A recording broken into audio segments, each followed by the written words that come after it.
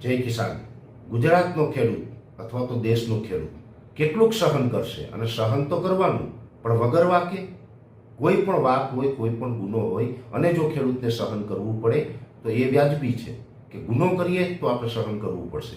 પણ કોઈ પણ ગુનો નથી, કોઈ પણ ભૂલ નથી, છતાં પણ જો ખેડૂતને સહન કરવું પડે તો એ આ દેશ માટે કલંક છે, આ દેશ માટે દુર્ભાગ્યની વાત છે. એટલા માટે હું આ વાત કરી રહ્યો છું કે હમણાં થોડા દિવસ પહેલા હું મળ્યો દેવભૂમિ દ્વારકા જિલ્લાના ભાણવડ તાલુકાના પાસ્તરડી ગામે. પાસ્તરડી ગામની અંદર એક ખેડૂત પરિવાર છે.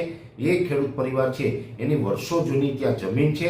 બાપ દાદા વખતથી ત્યાં ખેતી કરતા આવે છે. બાપ દાદા વખતથી એ જમીનમાં ખેતી કરે છે અને એ જ જમીનમાં એનું રેસિડન્ટ છે, એટલે કે એનું રહેવાનું પણ વસવાટ પણ ત્યાં એ જમીનની અંદર છે. પેઢીઓથી એ જમીનમાં રહે છે, ત્યાં ખેતી કરે છે. આજે અચાનક કોઈ કંપની છે આવીને કહી રહી છે કે આ જમીન તો અમારી છે અને તમે અમારી જમીન ઉપર કબજો કર્યો છે. લેન્ડ ગ્રેબિંગનો કેસ કરવામાં આવ્યો ખેડૂત ઉપર.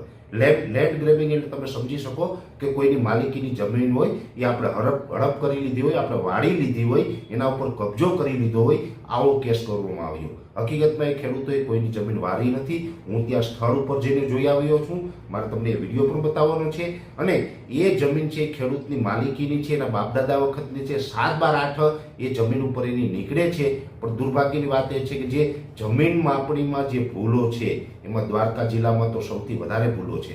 જમીન માપણીમાં ભૂલો છે. એ ખેડૂતની જમીન છે, પણ આ માપણી છે અત્યારે કોઈ કંપનીની લીઝની જમીન ત્યાં બતાવી રહી છે. અને એ લીઝવાળા એવું કહી રહ્યા છે કે અમારી જમીન ખાલી કરી દો, અમારે અહીંયા ખોદકામ કરવાનું છે. એટલે આવી રીતે આજે ખેડૂતને હેરાન કરી રહ્યા છે. આ ખેડૂત અત્યારે ઉપવાસ આંદોલન ઉપર છે અને આ ખેડૂતે કલેક્ટર, મામલતદાર, દરેક અધિકારીઓને રજૂઆત પણ કરી છે, પણ આ ખેડૂતની કોઈ રજૂઆત છે એ ચોક્કસપણે સાંભળતું નથી અને આના ઉપર કોઈ જવાબ નથી આપતું. ત્યારે સરકારશ્રીને, દરેક અધિકારીઓને મારી અપીલ છે કે આ ખેડૂત સાથે ન્યાય થવો જોઈએ, કેમ કે બાપદાદા વખતની જમીન છે અને લીગલી જમીન છે, અને આ જમીન છે એ વર્ષોથી વાવે છે, ખેડે છે, અને આ જમીન સિવાય આ ખેડૂત પાસે બીજો કોઈ વિકલ્પ નથી કે બીજી કોઈ પ્રોપર્ટી નથી. તો એ જશે ક્યાં, કરશે શું? અને મહત્વની વાત એ છે કે પ્રોપર્ટી કે જમીન બીજી જગ્યાએ હોય તો પણ એના બાપદાદાની વસ્તુ છે, કોઈ કંપની છે, એ આ રીતે હડપ ન કરી શકે.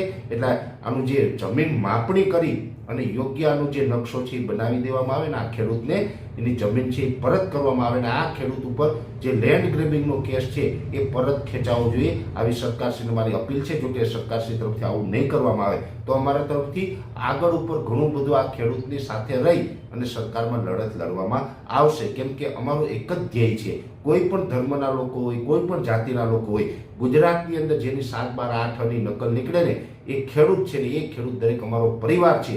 અમારા પરિવાર સાથે કંઈ અન્યાય થતો હોય તો ત્યાં અમે એની સાથે રહી અને સત્યની લડાઈ લડવા માટે કટિબદ્ધ છીએ. એટલે આ ખેડૂત સાથે સરકાર ન્યાય કરે એવી મારી રજૂઆત છે. આ જે ખેડૂત પરિવારને હું મળ્યો છું એ વિડીયો પણ આપ જોઈ લો. જય હિન્દ સાથીઓ. આજે ભાણવડ તાલુકાનું પાસ્તરી ગામ, જ્યાં આપણા ખેડૂત ભાઈઓ છે એક ખોટો કાયદાનો ભોગ બની રહ્યા છે. કેમ કે ખેડૂત ભાઈની જે જમીન છે તે 17.5 વીઘા જે લીગલી સરકાર દ્વારા જે ફાળવવામાં આવતી હોય છે એ જમીન છે, અને એ જમીન ઉપર કબજો એટલે કે લેન્ડ ગ્રેબિંગનો કેસ છે એ કોઈ કંપની કરી રહી છે.